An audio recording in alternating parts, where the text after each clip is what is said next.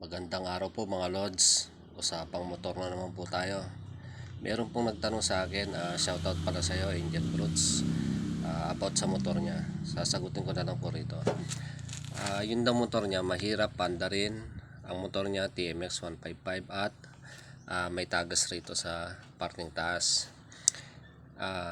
Ang TMX po, normal lang po sa isa, dalawa, tatlong kick bago mandar. Normal po sa ano yon, lalo na pagka malamig pa po yung makina, normal po sa TMX po yon. Pero yung nakaka 10, 15 pataas na kick, di pa nag start, may problema na po yon. Ganito po, it's either pag okay naman po itong spark plug nyo, okay naman siya, maganda naman yung kuryente niya, tapos carburetor nyo okay naman, maganda naman yung ano niya, tapos mahirap siyang paandarin, ito pong maaaring posibleng sira nun.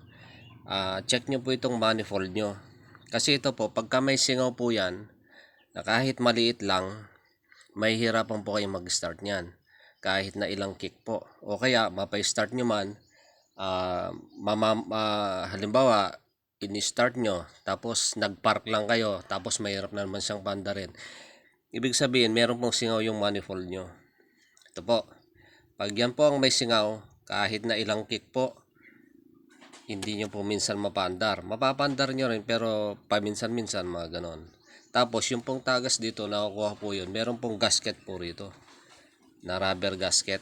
Ayun, pagka yun po lapad na siya, hindi na siya bilog, maaaring tumagas na po yung langis dito.